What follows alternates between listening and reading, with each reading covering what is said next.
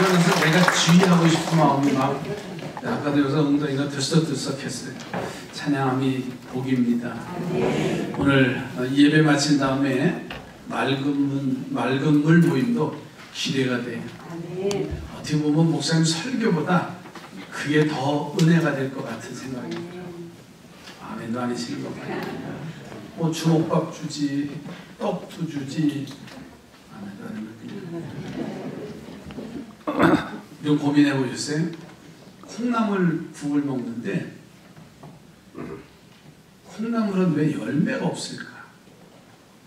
그런 생각 안 해보셨어요? 그냥 맛있게만 묻혀서 먹고 그냥 후루 마시면 돼요?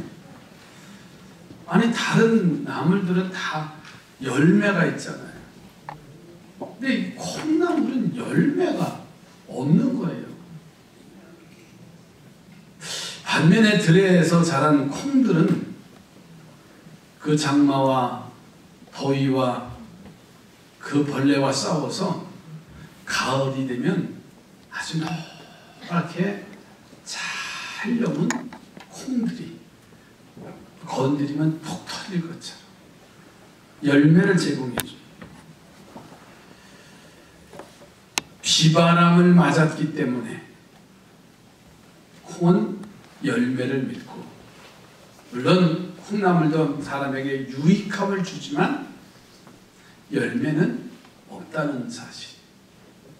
여러분, 우리가 살아가는 삶에 바람같이 오는 고난이고 인생은 고난이 없이는 그 가치와 열매가 없다는 사실입니다. 누구든지 내게 고난이 닥치길 기대하는 사람은 없어요. 지난 한 주간 필리핀 선교지를 다녀오면서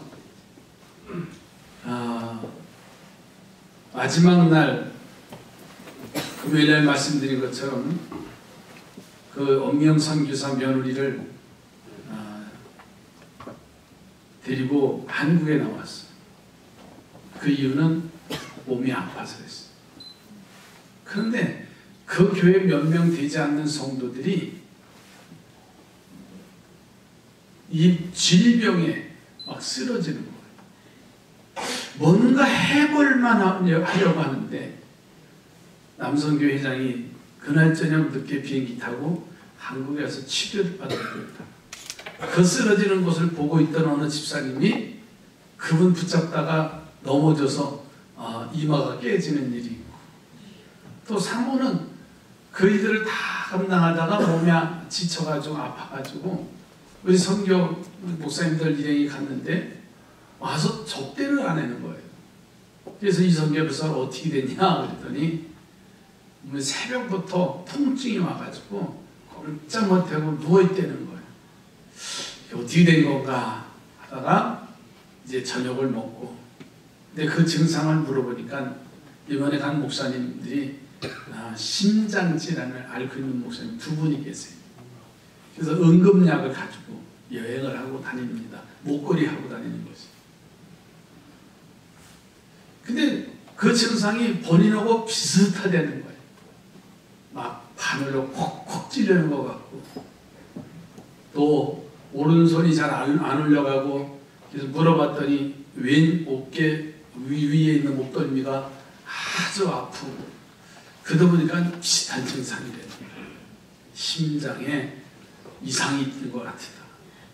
그래서 빨리 오늘 데리고 나가자. 그래서 가서 이제 약을 입에다 혀 밑에다 넣어주기도 하고, 그래서 이제 시아버지가 괜찮냐? 조금 나아졌대. 이런 증상인가 보다. 야, 그러면 비행기 티켓팅 하자.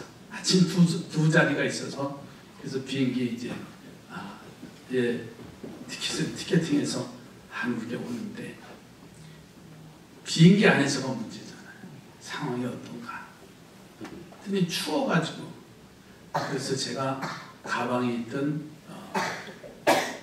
반팔 티셔츠를 가서 야, 이 무릎이라도 덮어라. 저가는 담요도 안 주는 거 아시죠? 그래서 무릎이라도 덮어라. 덥더라고, 추우니까. 그리고 내릴 때 보죠. 그랬더니 시아버지 그 티셔츠 지가 입고 있더라고요. 추우니까 힘드니까.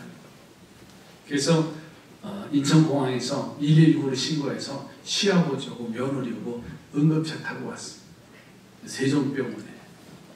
그러고 나서 검사를 또 해보니까는 심장은 아니고 다른데 근육에 문제가 있어서, 그래서 치료받고 멀쩡해서, 제가 그랬거든요. 한국 인천공항에만 떨어지면 코가 뻥 뚫린다. 그런 일들이 있어요. 고향이 그리운 일도 있고 보고 싶은 사람도 있고 그 여러 가지 어려운 일들이 있는 거예요. 그러니까 하나하나 지나가는 일이 순조로운 건 없습니다. 그런데 고난은 반드시 통과해야 돼요. 그래야 그 과정을 통해서 그 현지에서 사역을 잘 감당할 수 있다는 거예요. 그래서 오자마자 오후에 친정에 가라고 그런 시아버지. 그래서 애들이 우선 갔어요. 그랬더니 아마 내일 모레 이번 주에 또 사실 오려고 했던 거예요. 왜냐면 시험도 진급도 있고 건강진단도 있는데 그걸 못 참아서 시아버지가 같이 나왔어요. 저는 그 모습을 보면서 고난이라는 게 뭘까? 여쭤볼게. 고난이 왔으면 좋겠어요? 안 왔으면 좋겠어요? 왜 대답을 못해요? 알잖아요. 그렇죠? 답은 알죠. 설교는 답을 알고 있기 때문에 대답을 못하는 거예요.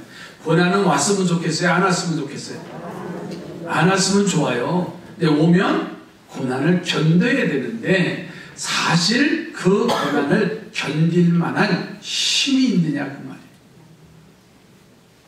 그 어려움을 이겨낼 만한 어떤 내게 파워가 있느냐 그 말이에요. 그 힘이 없으니까 낙심하고 절망하고 좌절하고 원망하는 일들이 내 삶 속에 일어난다. 여러분, 그래서 이 고난에 대한 자세를 바르게 찾아야 되는데 오늘 본문에 가서 보면 그 고난에 어떠한 자세를 가지고 살아야 되느냐 따라갑시다. 어떤 자세로 극복할까? 무엇을? 고난을. 어떤 자세로 고난을 극복할 수 있느냐라고 하는 거예요. 저는 이 말씀을 통해서 사순절 기간을 통해서 예수님께서 우리들에게 분명히 보여주셨어요. 주님도 겟세마네 동산에서 죽음의 십자가를 놔두고서는 할 수만 있으면 이 잔을 내게서 옮겨달라고 간청을 해요. 그러나 아버지의 뜻대로 되기를 원합니다. 고난을 대처하는 자세를 아셨기에 그 십자가의 죽음의 사건같이 이긴 자가 되고 우리에게 영원한 생명을 허락하신 줄로 믿습니다. 우리가 이 고난, 어떠한 자세로 고난을 극복해야 되느냐면 첫째로는 고난 속에서 믿음으로 간구하시기 바라요. 예수님이 보여주신 그 명확한 겟세마네 동산에서의 그 기도의 자세, 피땀이 핏방울이 되도록 기도하시고 제자들에게 기도를 당부하시잖아요. 오늘 우리가 고난이 오면 우리는 하나님이 기도하시라고 하는구나 라는 사인인 줄로 믿습니다. 저는 며느리한테 그렇게 얘기했습니다. 야, 하나님이 사랑하시나 보다. 왜?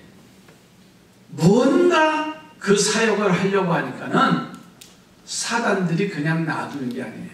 너 해볼래? 하고 찌르는 거예요. 몸을 건강으로 치든지 물질로 치든지 어떤 사건 사고로 치든지 와서 건드려 놓는 거예요. 따라갑시다. 일하면 고난이 온다. 여러분, 일하면은요, 교회도 일하려고 하면 사단들이 막 이리 건드려 놓고 저리 건드려 놓고 그래도 할래? 라고 하면서 하지 못하도록 우리를 두 손 두 발을 꽁꽁 묶으려고 하는 거예요. 자, 그러면 그럴 때 우리는 바로 고난에 대해서 믿음으로 구해야 되는데 첫째로는 불의한 자에게서 건져달라고 기도하시기 바랍니다. 고난은 대부분 사람으로부터 와요. 그러니 그런 사람에게서 건져달라고 기도하는 것은 당연하잖아요. 그래서 오늘 본문에 이제 1절 말씀해 보세요. 이 시편 기자가 이렇게 기도합니다. 하나님이여 나를 판단하시되 경건하지 아니한 나라에 대하여 내 송사를 변호하시며 간사하고 불의한 자에게서 나를 건지소서. 아멘.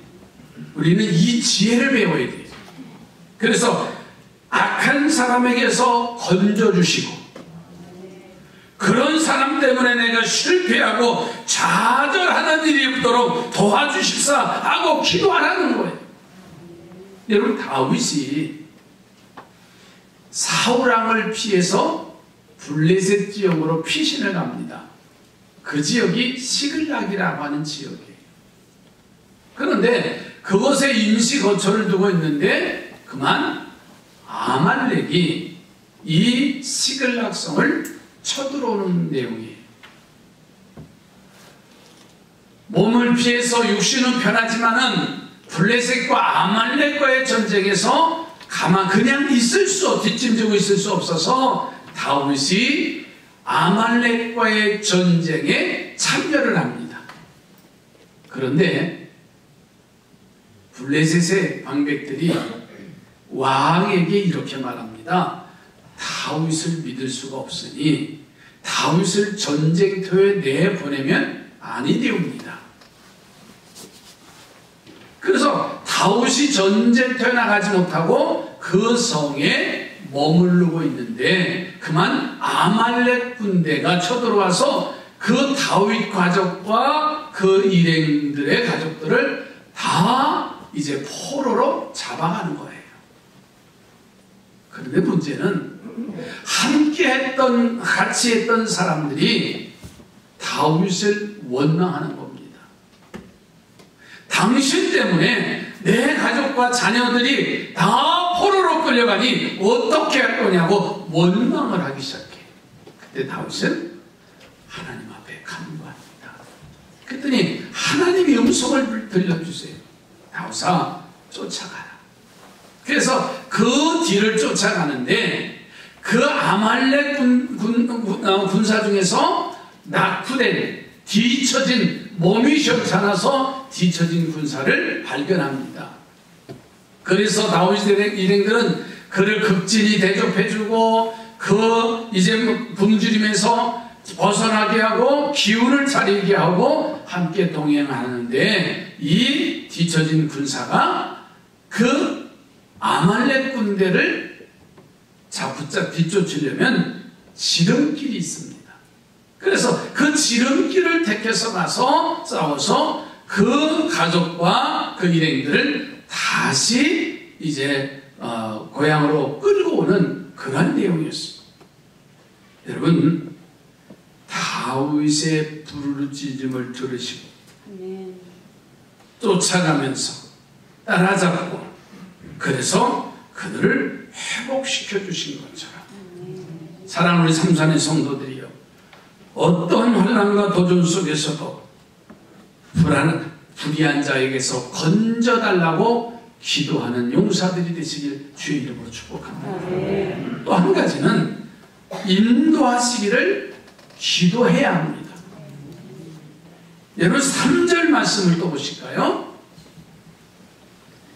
주의 빛과 주의 진리를 보내시어 나를 인도하시고 주의 거룩한 산과 주께서 계시는 곳에 이르게 하소서. 아멘. 고난이 오면 하나님과 빛과 진리를 비추어 인도해 달라고 기도하는 거예요. 모세가 이스라엘 백성들을 이끌고 힘든 광야를 출발하잖아요. 모세는 지혜로운 사람이었어요. 이 힘든 여정은 하나님이 함께 하시지 않으면 가나안 땅까지 갈 수 없는 그런 상황입니다. 그리고 하나님 앞에 간절히 기도하는데 그 기도의 내용이 민수기서 10장 35절 36절에 모세가 이스라엘 백성들을 이끌어가는 가운데 하나님 앞에 기도한 내용이에요. 괴가 떠날 때에는 모세가 말하되 여호와여 일어나사 주의 대적들을 흩으시고 주를 미워하는 자가 주 앞에서 도망가게 하소서 하였고 괴가 쉴 때에는 말하되 여호와여 이스라엘 종족들에게로 돌아오소서 하였더라. 아멘. 모세의 기도를 들으신 하나님은 낮에는 구름 기둥으로 밤에는 불기둥으로 그들을 인도해 주셔서 힘든 광야의 생활을 살아가도록 하셨습니다. 이 사순절절기에 내 삶에 어렵고 힘든 고난이 올 때마다 불의한 자의 손에서 건져달라고, 좋은 사람 만나게 해달라고 하나님의 아름다운 인도하심을 간절히 구하는 우리 삼선의 가족들이 되셔서 고난을 이기시고 아멘. 주님처럼 승리하시기를 주님의 이름으로 축복합니다. 아멘. 여러분, 이것이 바로 고난 속에서 믿음으로 극복하는 자세예요. 두 번째로는 고난은 성전 중심의 신앙으로 극복할 수가 있는 거예요. 자, 오늘 본문 다시 볼까요? 3절, 4절 말씀을 볼까요? 주의 빛과 주의 진리를 보내시어 나를 인도하시고 주의 거룩한 산과 주께서 계시는 곳에 이르게 하소서. 그런즉 내가 하나님의 제단에 나아가 나의 큰 기쁨의 하나님께 이르리이다. 하나님이여 나의 하나님이여 내가 수금으로 주를 찬양하리이다. 아멘. 이 시편 기자는요, 자신이 고난의 자리에 있을 때 하나님 이렇게 하겠습니다 라고 자세를 이제 고백하는 걸 볼 수 있어요. 그 내용이 바로 주님의 거룩한 산과 주님이 계신 곳에 이르게 해달라고 기도해요. 하나님의 제단에 나아가기를 간절히 기도합니다. 그리고 그곳에서 하나님을 찬송할 수 있게 해달라고. 이것이 바로 우리가 고난이 닥쳐오면 잊지 말아야 할 가장 중요한 성전 중심의 생활이라는 거예요.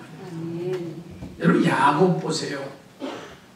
야곱이 고난을 당할 때 하나님을 만나고 단을 쌓은 베델로 올라갔기 때문에 위대한 야곱의 삶을 살아갈 수 있었어요. 그가 아버지를 속이고 형을 속이고 장자의 축복권을 받아서 외삼촌 라반의 집으로 도망가는 과정이지요. 루스라고 하는 광야에서 밤을 만났다고 하는 것은 고난이 왔다는 거예요. 그런데 돌베개하고 이제 눈을 감고 잠이 들었는데 꿈에 하늘로부터 사닥다리가 있는데 천사가 오르락 내리락 하는 그 장면을 봅니다. 그는 잠에 깨어서 이렇게 그가 고백합니다. 하나님은 아버지 집에만 계신 줄 알았는데 하나님은 여기도 계시는군요. 그러면서 하나님 중심으로 살겠습니다. 성전 중심으로 살겠습니다. 그리고 반드시 11조를 드리겠습니다. 그리고 내가 다시 돌아와서 이런 약속을 한 야곱의 모습을 보세요. 20년 동안 외삼촌 라반의 집에서 장가를 듣습니다. 많은 재산과 부하들을 거느리고 그리고 이제 처자식을 거느리고 금이 반향하는 가운데 형 에서가 군사를 데리고 칼을 갈고 있는 장면이에요. 여러분, 그 장면 하나하나를 보면 마지막에는 야곱이 하나님의 약속한 베델로 올라가지 아니하고 한번 따라서 하세요. 살만하니까. 어디로 갔다? 여러분 생각해보세요. 살만하니까 이 육신 덩어리 살면 편하게 살고 싶어. 그래서 세겜이라는 곳으로 가서 투자를 해요. 그런데 세겜 땅에서 자식들이 문제가 왔어. 딸이 세겜 청년들한테 몸을 빼앗겨 버립니다. 그 소식을 들었던 이 야곱의 아들들은 그들과 화친하자고 하면서 그들을 다 모조리 칼로 죽여요. 그리고 나서 견딜 수 없어서 위험하니까 하나님을 부르짖어요. 그랬더니 하나님이 베델로 올라가라. 내가 약속한 베델 하나님의 집 그곳으로 올라가라고 말해요. 여러분, 성전은 나를 살리게 하는 곳이에요. 여러분 잘 아는 사무엘의 어머니 한나, 자식이 없어서 늘 어려움을 당했어요. 그러나 그는 실로의 성전으로 올라가서 하나님 앞에 간절히 기도하다가 문제 해결을 받고 사무엘이라고 하는 아들을 선물로 받아요. 엘리야는 갈멜산에서 위대한 사명을 감당하지요. 850명의 바알신들과 싸워서 이깁니다. 그런데 문제는 당시의 실세인 이세벨에게 쫓김을 당해서 광야로 도망가요. 그래서 로뎀나무 아래서 굶어 죽기를 간구합니다. 차라리 죽여달라는 거예요.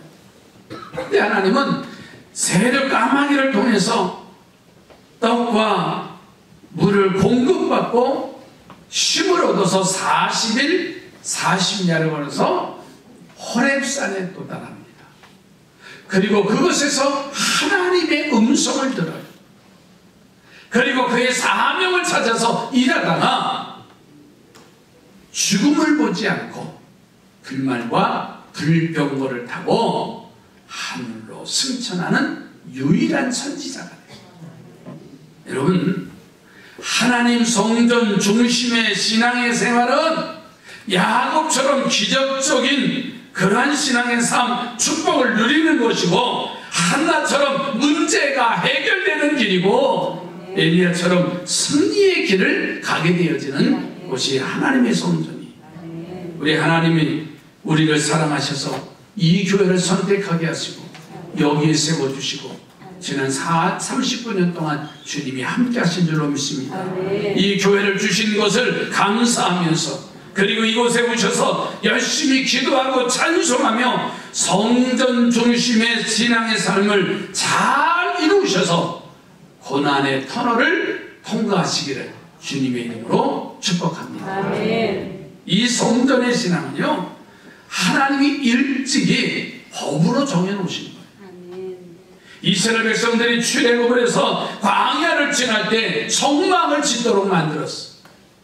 그리고 그 성막 안에 법궤를 두고, 그리고 그 성막 중심으로 동서남북 지파들 12지파가 3지파씩 이제 무리를 지어서 성전을 법궤에서 성막을 보면서 그들이 삶을 살아요. 그리고 구름 기둥이 움직이면은 그들은 하나님의 성막을 정리하고 법궤를 메고, 그리고 자기들의 이제 짐을 정리하고 하나님이 인도하시는 구름 기둥이 인도하는 곳으로 그들이 이전을 합니다. 그리고 그 구름이 멈추면 다시 법궤를 중심으로 해서 그들이 무리를 지어서 사는 것이지요. 여러분, 오늘 우리의 평상시의 삶이 성전 중심의 신앙생활을 하라는 하나님의 뜻이 담겨 있습니다. 우리 옆에 보고 성전 중심으로 사시기 바랍니다.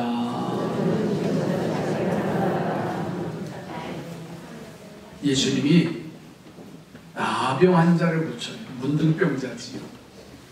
그리고서는 그 환자들의 고침받은 이들에게 가서 제사장에게 가서 너희 몸을 보이라고 합니다.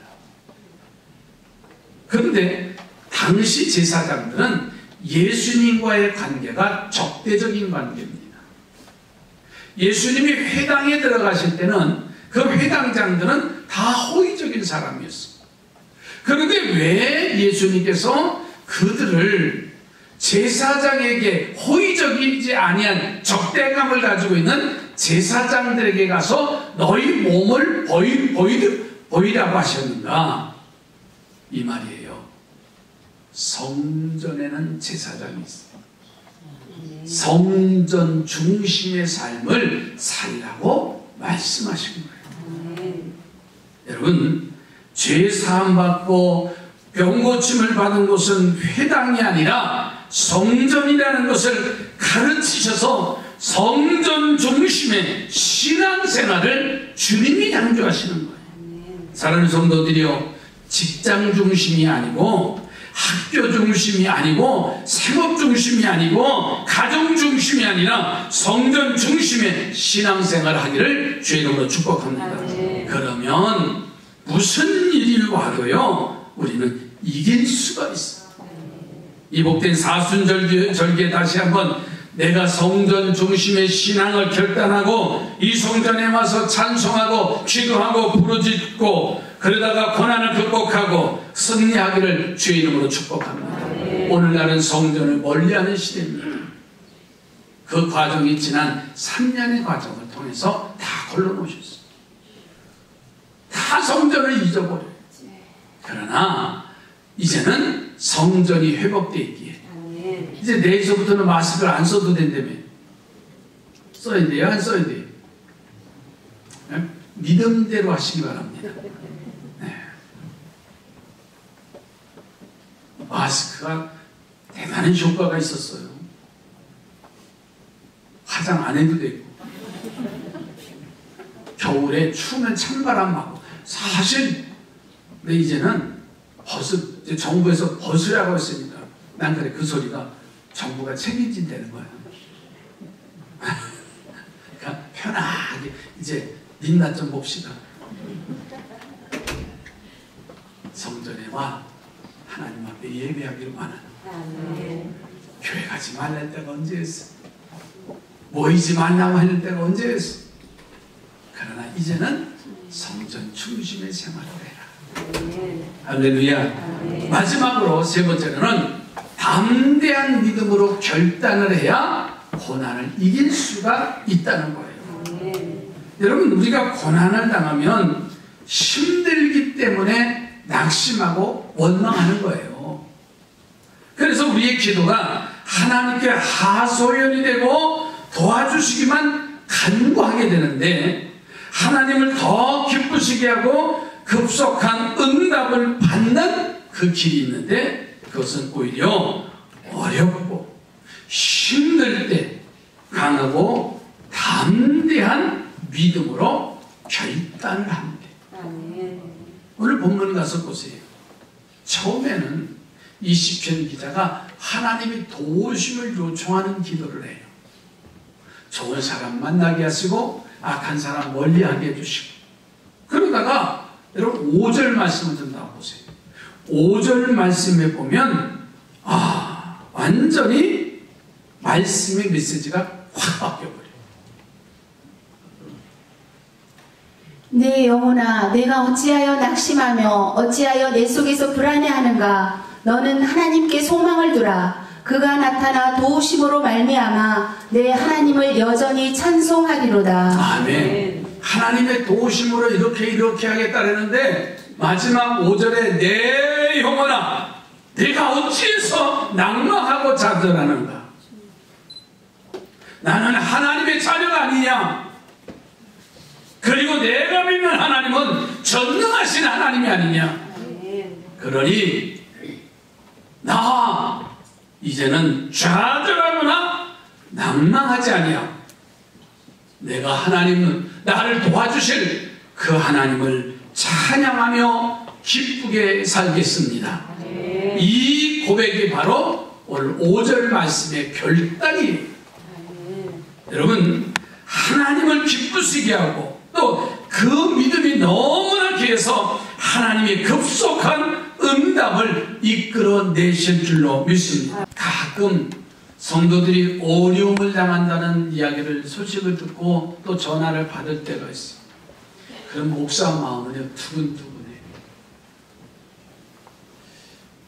어떻게 하지? 그리고 전화를 하고 또 신방을 하고 그러면 그 어려움을 당해서 그 어려움을 잘 극복하는 과정이 있고 그럼 얼마나 감사한지. 근데 어려움을 당했다는 소식을 듣고 만나려고 하고 가려고 하는데 오지 말래. 그 말은 뭔지 아세요? 나 신앙 필요 없어. 나 예수 믿는 거 필요 없어.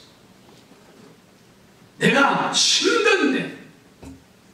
제가 목회할 때요, 목회하면 초창기에 젊었을 때, 지금도 젊었죠. 그런 소리가 제일 싫었어. 우리 목사님은 어려움을 안 겪어봐서 모른대요. 여러분 잘 들으셔야 돼요. 내 아픔을 네가 알아봤어? 아니, 그러면 목사가 가서 아유, 잘도 실패하셨네요. 그래야 되나? 결론은 분명히 뻔해. 그렇죠? 오늘 성전으로 올라오는 거고 기도하는 거고 하나님을 찬송하는 결론은 뻔할 뻔짜예요.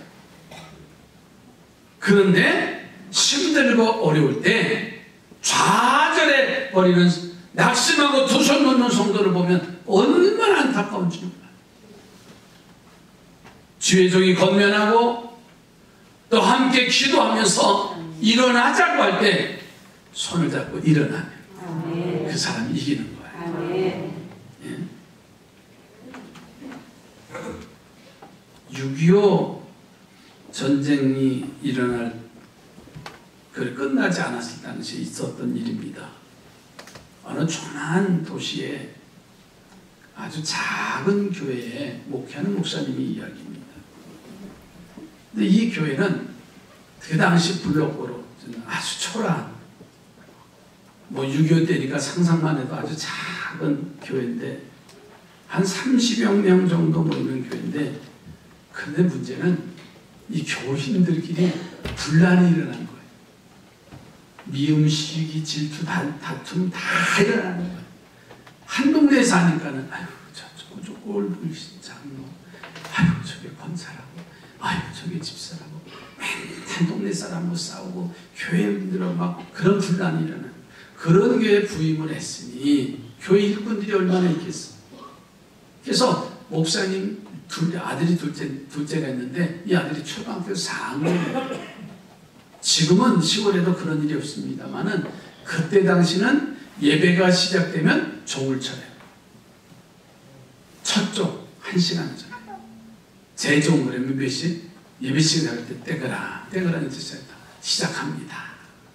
그러면 일하다 말고 그리고서 예배당에 와서 예배를 드리는데, 이 아들이 4학년짜리 아들이 바로 예배당 교회종을 치고 오다가 급하게 지나가는 미군 트럭에 의해서 즉사하게 돼요. 근데 목사님은 예배 중에 분위기가 몇 명 안 돼도 알잖아요. 저 뒤에서 막 붕성붕성하고 있는데 예배를 멈출 수가 없잖아요. 제가 제일 고민이 뭔지 아세요? 오늘 제가 예배 인도하다가 설산할까봐 제일 고민해요. 어제부터 탈이 나가지고, 그래서 오늘 아침까지 제가 어제도 말씀 노트에다 썼어요. 하나님, 예배는 잘 인도하게 해주세요. 설산은 아들에도 설산하면 여기서 아침에 집사님 무슨 얘기해? 여보 기저귀 줄까 그러잖아. 그렇게 기도합니다. 어떤 일이 있어도 예배는 마쳐야 되잖아. 그래서 제가 예배를 마치고 무슨 일이냐고 가보니까는 이 아들이 그 현장에서 즉사하고 거적대기로 덮어놓은 거예요. 가보니까 사모님은 아들이 죽었는데 기절을 하고, 목사님은 이게 어떻게 됐는지 참 그 다음 그 상황 한번 상상을 해보세요.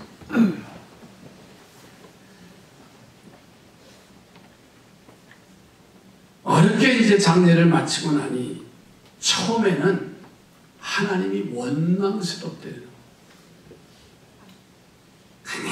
가난한 목사의 아들로 고생하느니 일찍 천국에 가는 것이 낫다는 생각이 들면서 마음에 이 목사님 평화가 찾아오기 시작해요.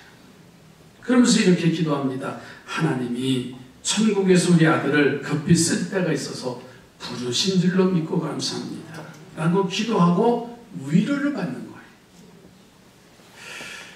며칠 후에 그 미군 부대 사령관이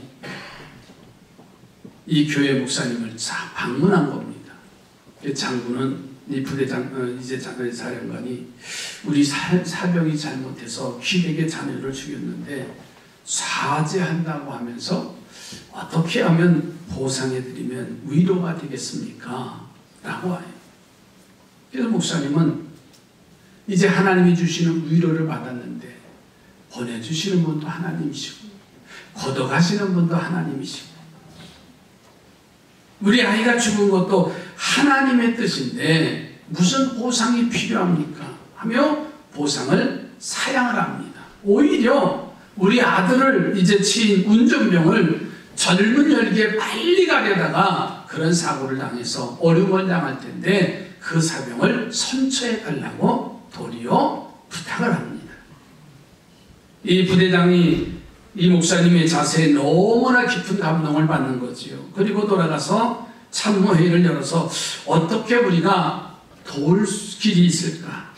그랬더니 참모들이 와서 교회도 시골 조그만 읍내 도시에 조그만 교회 다 헐어져가는 그 모습을 보고서는 그러면 우리가 할 수 있는 것은 이 교회를 다시 지어주는 게 어떻겠습니까? 그랬더니 다들 좋다고 해서 그 다 허물어져가는 교회를 밀어내고 새 이제 건물을 지은 거예요. 그리고 봉헌식이 되는 날 이제 그 부대 사령관이 열쇠를 이제 봉헌하는 순서에 넣는 거예요. 그래서 관리부장 장로님한테 그 열쇠를 봉헌하는 식으로 담임 목사님에게 위임식이 있는 겁니다. 근데 관리부장 장로님이 강단에 올라오지 못하고 그 자리에서 엉엉 우는 거예요.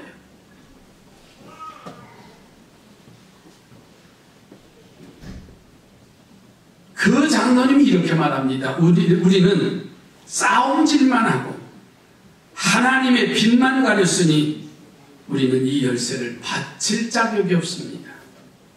목사님 둘째가 제 머리에 이어서 이 교회가 지어졌으니 몸둘 바를 모르겠습니다. 온 교인과 회중들이 눈물바다가 되고 봉헌 예배를 드렸다는 거예요. 사랑하는 성도들이요, 여러분이 처한 고난이 아무리 힘들어도 오히려 다연히 하나님 앞에 믿음을 고백할 수 있는 성도들이 되시길 바랍니다. 하나님의 뜻이 어디에 계신지 이 일을 통해서 하나님에게 물을 수 있는 그러한 신앙의 결단이 오늘 우리에게 필요하다는 거예요. 오늘 맑은 분 이제 모임 이 예배 마치면 각 이제 방에 들어가셔서 교회 창립 39주년을 통해서 우리 교회를 자랑하고 싶은 것이 무언가, 내가 교회를 위해서 우리 부서가 해야 할 일이 무언가를 우리는 찾아서 오고 싶은 교회, 내가 섬기고 싶은 교회, 내 후손 대대로 믿음의 뿌리가 내려서 하나님 중심의 삶을 살아갈 수 있는 아름다운 교회로 성전으로 만들어 가시기를 주님의 이름으로 부탁을 드립니다. 기도합니다. 내 영혼아, 네가 어찌하여 낙심하며 어찌해서 내 속에서 불안해하는가? 너는 하나님께 소망을 두라. 그가 나타나 도우심으로 말미암아 내 하나님을 여전히 찬송하리로다. 예수님의 이름으로 기도드립니다.